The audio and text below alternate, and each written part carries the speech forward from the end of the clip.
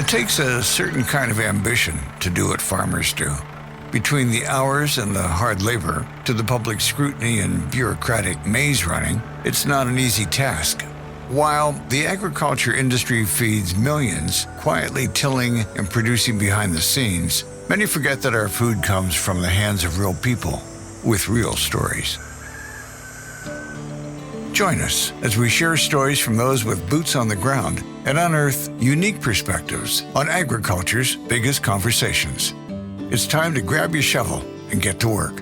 I'm Don Shafer, and this is Digging In with UFA.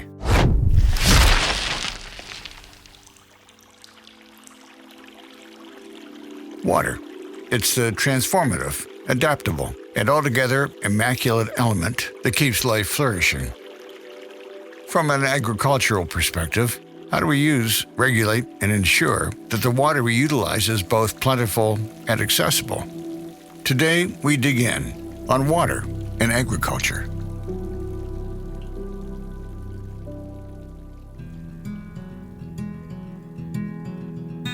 There's a fine balance between the work you do and the joy it instills. For many folks, those two lines rarely cross. However, for many ranchers and farmers, their joy is their work, especially when it comes to caring for the land that gives so much of itself to our well-lived lives. What does it mean to nourish the land we live on? This is Stephen Hughes. Stephen Hughes is my name, owner-operator of Chinook Ranch Limited, along with my father and my daughters. We're a ranch, a cow-calf operations located southwest of Longview, Alberta, nestled in the eastern slopes of the Rocky Mountains. Feel lucky and blessed to spend my life working in this environment. We're very proud of the way that we manage our grasslands, especially our native grass ecosystem that we live in, and the care and quality and concern we have for the land that we live off of and the water that we use and the welfare of our animals. It's an honor and a privilege to raise food animals in this world, I think. It's a good life. My grandfather came from England in 1928 and put this ranch together through the 40s and into 1950s, but definitely was drawn to it. If you're not drawn to it, it doesn't matter. I mean, it's too onerous, too demanding to do it if your heart's not in it. I like to joke that I've never really been good for anything else, but I'm pretty good at ranching. When you do what you love, the joy of your work can't help but shine through. You see the nuance and the dedication of not only the work that's done, but the work that's done right. I am proud to have received some recognition in the industry, like Environmental Stewardship Award from Alberta beef producers and named McDonald's flagship farmer for Canada. I think what differentiates me is I'm very aware of the social license piece around keeping people feeling good about eating beef and what we do in agriculture in Canada, or really Alberta specifically, but Canada. So I'm very willing to go out, share the story of what we do well. But I tell you, I feel like I'm doing it on behalf of a strong industry. Something people have to remember is, like, if I'm not doing a good job with my land and my cattle, that is my income. So if I don't do that, I don't stay in business. But the flip side of that is then it's becoming like something my grandfather would have never understood or even been willing to engage on, is this whole piece around social license, the pressures of society. He knew physical work that I never will, but I know financial and social pressure that he would have scoffed at was even possible. So that's a big part of what we do now. Well, on any given day I wake up and I'm just the same person I ever was, right? I don't put on a McDonald's jacket or anything. You know what, that very much was an honor, and it was a pretty big process to go through, to apply for it, and the interview process and the due diligence they did. But it's a partnership. I mean, they're looking for ways to improve. Frankly, that company in particular, and I'm not here to be a honk for them, has done a lot for the beef industry in Canada in terms of spending money that we really don't have on our industry and promoting it and trying to lead. Help us help ourselves, as one guy I used to know liked to say. And in the end, if they sell more beef with this improved social profile and highlighting best practices of their producers, that's a win for everybody. Like the well-oiled machines of any robust factory, it takes a lot of moving parts to make the agricultural industry move. But before it all even begins, it starts with water. Between irrigation, produce, hydration, and filtration, nothing grows without water. As the agricultural industry changes season over season, how does the use and utilization of water change with it? For that, we turn to the expert. This is Richard Phillips. My name is Richard Phillips. I'm the General Manager of the Bow River Irrigation District. Our office is in Vauxhall, Alberta. I've been at the Bow River Irrigation District, or BRID as I will call it, for over 28 years now. I began as the district engineer and then became General Manager over 20 years ago. I'm involved in other water organizations as well as part of this, currently serving as Vice Chair of the Alberta Irrigation Districts Association, which represents all of Alberta's irrigation districts. I'm the chair of Irrigating Alberta, Inc., which is the consortium of irrigation districts that was formed to participate in the Alberta Irrigation Modernization Program and participate on various other water-related boards and committees. In brief terms, my passion about agriculture grew from my position. I was born and raised in Lethbridge and certainly aware of agriculture. Grandparents had farms, but I was not ever actively involved in farms in any sense, but aware of agriculture growing up in that small city. Was working with an engineering consulting firm in Calgary and saw the opportunity to move to the BRID to become district engineer, which meant moving from a big cluttered city to the wide open spaces in a small town, which just sounded like a much better lifestyle to my wife and I. Have never regretted that move for even an instant. And then again, even though my focus was engineering, you can't serve all these farmers and be involved in this agriculture without becoming passionate about agriculture, seeing all the good things that happen in this region. It's difficult to overstate the necessity of water, not just for survival, but for industries the world over. With every season, a new crop, and with every new crop, an exceptional amount of necessary water usage. When it comes to replenishing, where does this water come from, and how do we collect it?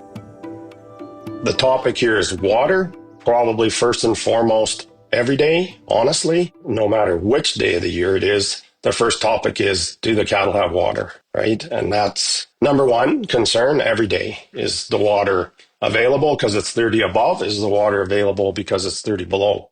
And we developed and worked on a lot of means to develop water to our cattle, which has benefited our environment, like our riparian areas, but also very much our ability to graze, rotationally graze, and the health of the cattle and delivering clean water to them every day of the year is actually number one. I mean, the first nutrient we are going to die from a lack of is water. And you ask people that, and it's generally not the answer, right? But it's so paramount to our existence. Where does their water come from? It's a great question. And all of our water comes from the sky. Originally, that's where it all starts out. It falls out of the sky as rain or snow. Some of it has been trapped in glaciers for thousands and thousands of years. Some of it sits in shallow aquifers. Some of it sits in deep aquifers. But all water falls out of the sky to begin with. So then how does the farmer get that water? Again, the stuff that falls at the right time on their crop, that's a bonus, and that's the best way to receive water.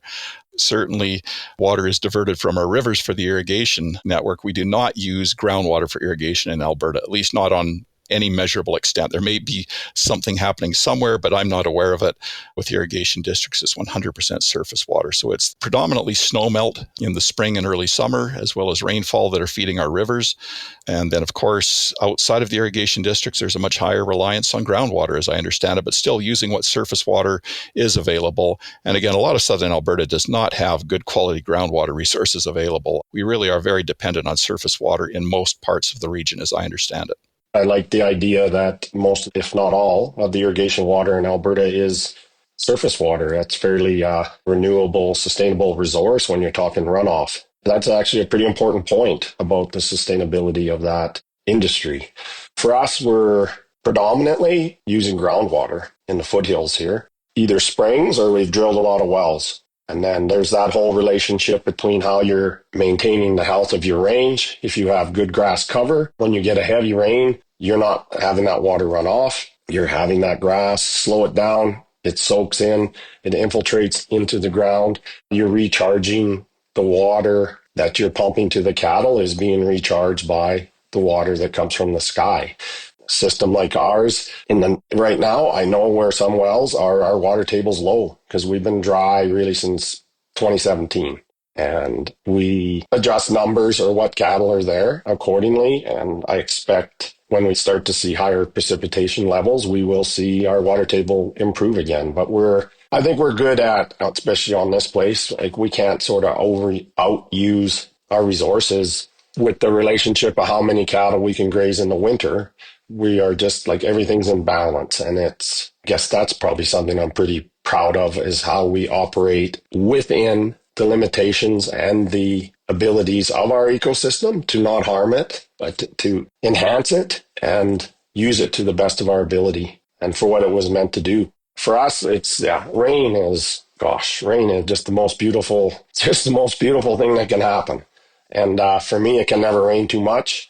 And usually it ends up raining not enough. But we're in a grass and water business, so I love rain. That's how we recharge our water resources. With no water, there's no agriculture. It's that simple. And the beauty of irrigation, of course, is we then have a relatively stable water supply so that in those drought years when the dry land is suffering, the irrigated crops are still producing excellent yields. And it's exciting to see that stability, the amount of output that comes off the irrigated land. Hard not to be passionate about something that does so much good. I mean, we love to throw out numbers, and being an engineer, I'm really a numbers guy. But again, the one number we always like to throw out, because it's based in fact, it is absolutely a fact, is that even though our irrigation districts occupy under 4.5% of our agricultural land base in Alberta, 27% of total agricultural products by dollar value comes out of those irrigation districts. So that's huge productivity, and it's hard not to be excited about numbers like that. When we look at irrigation districts and the orchestration of water distribution throughout the province, it's a resounding testament to just how important accessible water is for agriculture at large. According to the Government of Alberta, as of 2024, irrigation accounts for over 44% of allocated water in the province. Back in the summer of 1920, they were looking at ways to get Alberta's economy fired up again, and they recognized the stabilizing force that irrigation and agriculture have been over decades in Alberta. So they wanted to increase the amount of activity in irrigation. The program was designed to essentially allow irrigation modernization to proceed at a much more rapid pace than it had in the past by injecting more cash into it, with the idea that districts could then do projects that might not happen for many years in a relatively short period of time. They brought in the Canada Infrastructure Bank as a lending partner. So the program essentially is funded with Alberta government putting in 30% as a grant. The remaining 70% of the costs are borne by the irrigation districts, but 50% of that total cost is a long-term interest-bearing loan to us from the Canada Infrastructure Bank. So we're putting, most of the projects involve replacing canals with pipelines. There's also reservoir projects as part of the program, though, expanding to existing reservoirs, building one new reservoir, possibly some other reservoir work. The idea is the program is supposed to be wrapped up in 28. It will likely carry on one more year for a couple of the modernization projects and perhaps 2 or 3 more years, whatever it takes to finish reservoirs, because those are big, complicated projects. With the ebb and flow between the drought and deluge, season over season, the realities of this allocation and what our water is being used for, especially during lower rainfall seasons, it isn't surprising that some of the public have concerns, especially when it comes to more unpredictable weather patterns in recent years. What are some of the prevalent misconceptions about the use of water in ag, and how do we address them?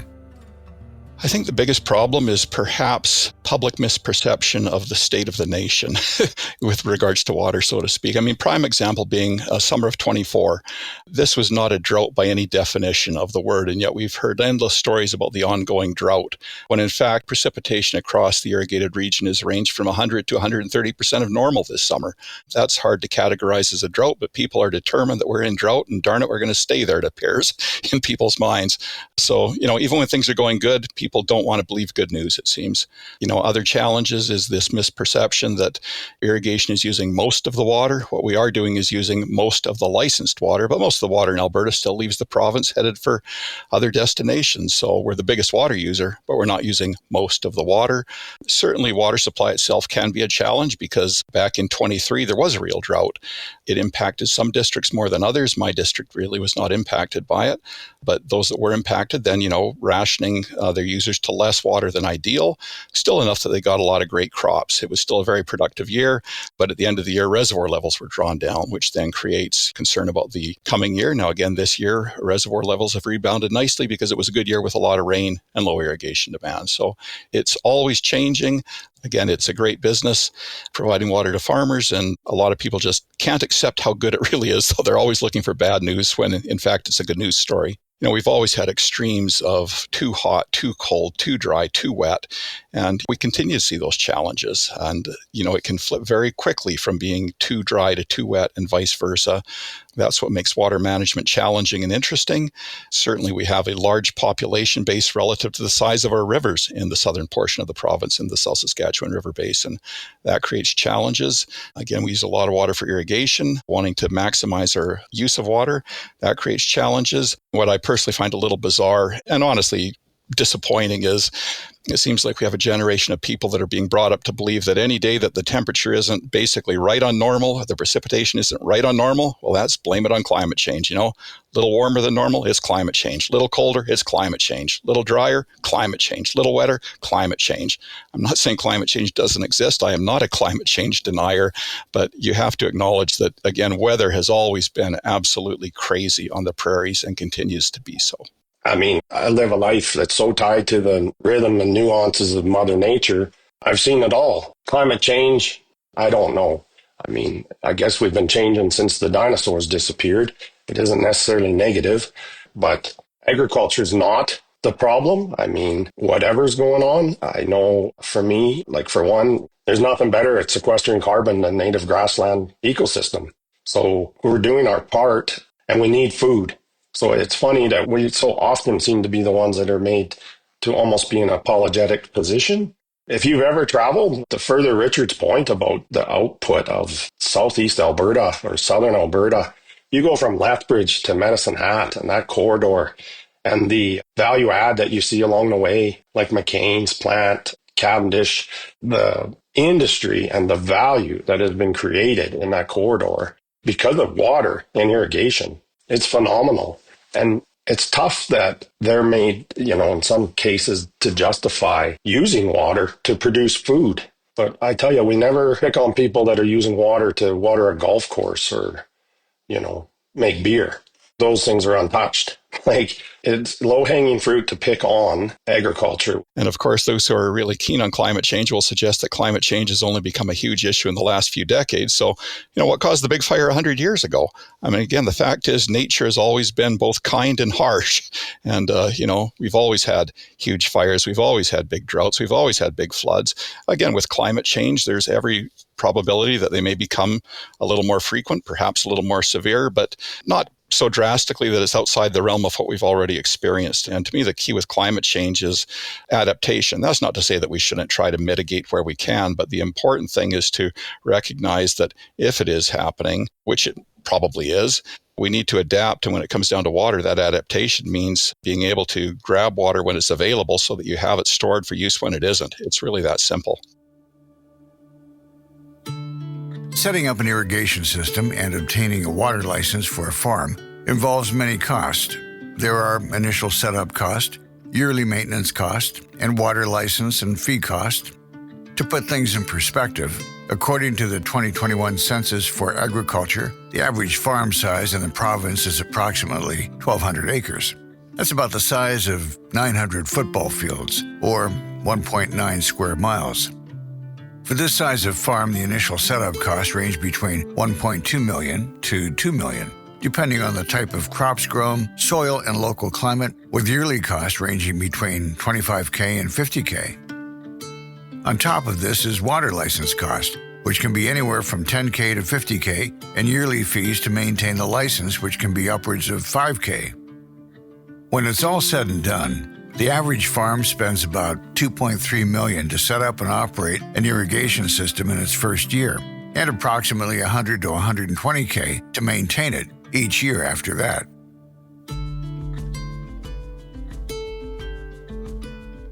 The cost of irrigation, there's several different factors that go into that. For people in an irrigation district, they have to pay fees to the irrigation district annually. That's a very small portion of the cost. The biggest single cost, likely the irrigation equipment itself, to put up a center pivot sprinkler with the main line and the pump, looking at least $2,000 per acre to get a system set up. Then if you're in an irrigation districts charge capital asset charges to essentially gain the right to irrigate the land.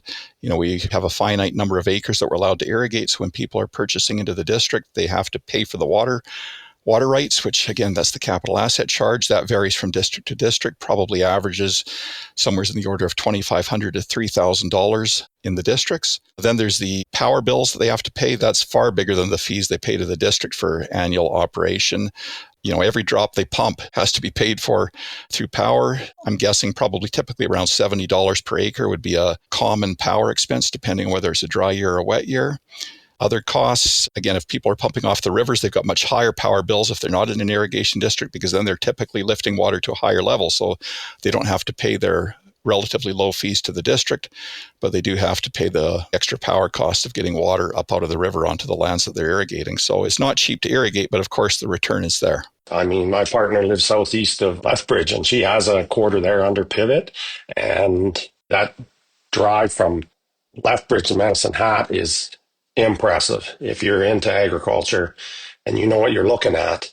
I went to university with a guy that probably wouldn't have been able to go home and farm with his brother till McCain's put in a plant there west of Tabor, and then the potato contracts that he could get changed his life. But you're not doing any of that without irrigation. It's very impressive what it has added in terms of value to that area and to our economy and to our ability to grow food. It impresses me. There are no promises when it comes to expected rainfall or any correct amount of water retained each and every year. However, there are steps and processes that put a special emphasis on learning to expect the unexpected when surplus is scarce. Knowing that this isn't just a problem for farmers of Alberta, but a countrywide hurdle that agriculture continues to adapt to, are government bodies doing enough to ensure that farmers have adequate water for production, both provincially and nationally? Our government's doing enough to protect water. Protection of water has many aspects. There's protecting the physical quantity of water. There's protecting water quality. There's protecting water access, the policy questions around water. So are they doing enough? I would say governments are certainly trying to do the right thing with regard to water, often succeeding. Perhaps there's room for improvement in some areas. Certainly the Alberta government has a long history of investing in water management infrastructure. Going back to 1969 is when they began the irrigation rehabilitation program, and that still continues today. That's been an incredibly effective program to allow districts to upgrade and modernize their irrigation systems over the years.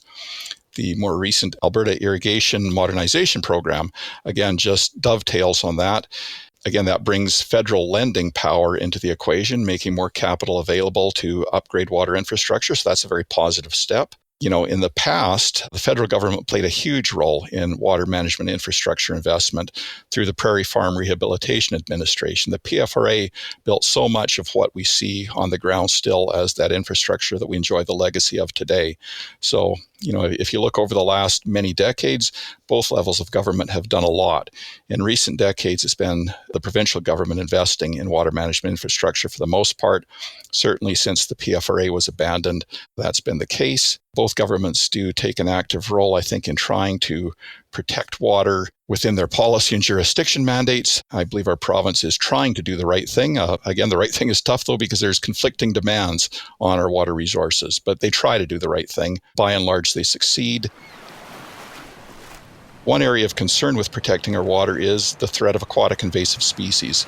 Zebra mussels are well established now from Manitoba east, Those are a real threat to water management infrastructure, and I believe there is a greater role for the federal government to play in trying to prevent the spread of aquatic invasive species. Again, most Canadians live in areas where they're already firmly established and wreaking havoc with water infrastructure. Perhaps that explains their relatively low perceived level of enthusiasm, and perhaps they care more than I know. I know federal fisheries have been involved in some attempts to deal with aquatic invasive species, but that's a place where government ought to step up their game to protect water in Saskatchewan, Alberta, British Columbia, because we don't need those problems that the rest of the country is facing. Well, I think like the Great Depression, like the 30s, you're not going to now, I don't think, because, I mean, if you're talking blowing soil, complete drought, I mean, the infrastructure's been built to really, I think, insulate ourselves against that. You know, like 2023, as Richard alluded to, there was maybe people weren't able to get as much water as they were used to, but still a good year production wise. For us, it was extremely difficult here in terms of, well, it's the poorest grass growing year I've experienced in my life. Again, though, where a lot of people were struggling with water, the amount of work and money we've spent on developing infrastructure here, watering systems, water troughs, ways to get water out of the ground and deliver to the cattle, we were pretty insulated. We had to feed last winter for the first time in 27 years, but water was not the problem. Richard was saying earlier, we're not really in a drought this year. Like, we had a great grass growing year, but this fall's been extremely open and dry. Our creeks are dry. They're not moving. It's a concern, but we've done a lot of work. Honestly, it's been us that's made sure we're insulated in terms of our ability to deliver water. There's nothing we can do to avoid a hydrological drought where we just don't have enough water falling out of the sky and therefore enough water on the landscape. Droughts have always occurred. They always will occur. There's certainly things we can do and are doing, though, to make those droughts less severe than in terms of their impact than what happened, say, back in the drought of the 1930s, even less severe than the drought of the 1980s. One of them is expansion of irrigation. Certainly, you know, as long as we've got that portion of land that is guaranteed to be producing good crops and good feed for livestock, there's that resource available locally, which there just wasn't back in the 1930s when irrigation was on such a very small scale in Alberta. Looking at ways to better manage the water, both on the small scale, you know, on the farm, whether it's wells where water quality is suitable to get it up for the cattle, you know, various watering methods to ensure that cattle have water. On the bigger scale, doing more infrastructure projects to guarantee that we can capture water when it is available. One thing that's very positive right now is our provincial government has recognized the need to look at large-scale water storage infrastructure again. Talked previously about the expansion of 2 reservoirs in irrigation districts and the creation of one new one. But again, they've announced that they're taking the design of a relocated ghost dam on the Bow River through the next design phase and onto permitting with the idea of construction. So that will increase, you know, on-stream storage there. Several months ago now, they announced the feasibility study for the Airmore Dam, which again would be a large on-stream reservoir on the Bow River. They've announced the feasibility study for the Ardley Dam on the Red Deer River. You know, they're doing the right things, looking at the right things. They're serious about improving Alberta's ability to take our share of water when it's available, which will serve us well in future droughts. Honestly, we have very little surface water on the property right now, and we should have a lot. So we're a long ways from bouncing out of this, but I'm in the business of being optimistic, so we're counting on next year working out. We are out here in the agriculture landscape in Alberta, doing the best we can for our land, our animals, and very proud to take care of our water resources. And water is life. Water is everything.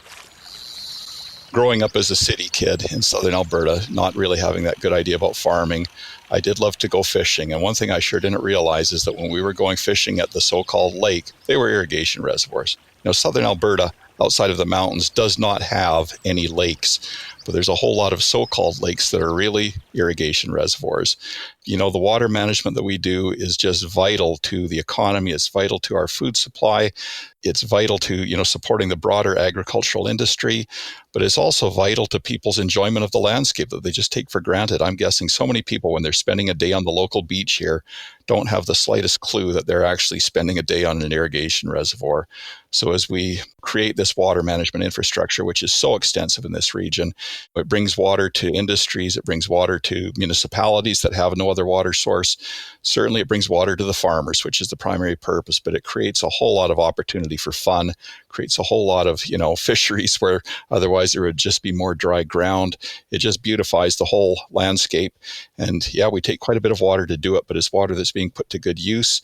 And again, Alberta doesn't use anywhere close to its legal share of the water most years, so there's certainly room for growth potentially still. It takes infrastructure to manage that growth, to capture it, the water when it's available, but we have room to make agriculture even better here. And again, as we make agriculture better, make our reservoirs bigger, perhaps add some new ones as well, it just increases that recreational resource as well, makes life better for everyone, whether or not they recognize that their food is really coming from a farm.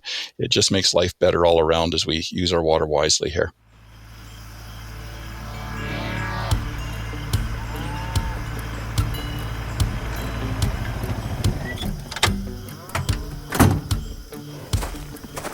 At the end of the day, we look to our resiliency within ourselves and our communities to make our collective futures as bright as possible.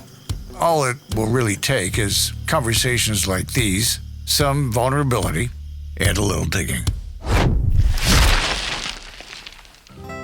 Thanks to the support of UFA Co-operative, we're able to share stories from those who live and breathe agriculture. We'd like to thank our guests for sharing their insight into the future of agriculture and for being with us today. For more information and a new episode every month, visit UFA.com. With listeners like you, we'll continue to dig a little deeper here on Digging In with UFA. I'm Don Shafer. Thanks for listening.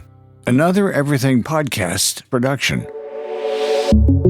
Visit everythingpodcast.com, a division of Pattison Media. Subscribe wherever you get your podcast. The views expressed in this podcast reflect opinions and perspectives from participating guests and not necessarily those of UFA, UFA Co-operative's membership, elected officials, or stakeholders.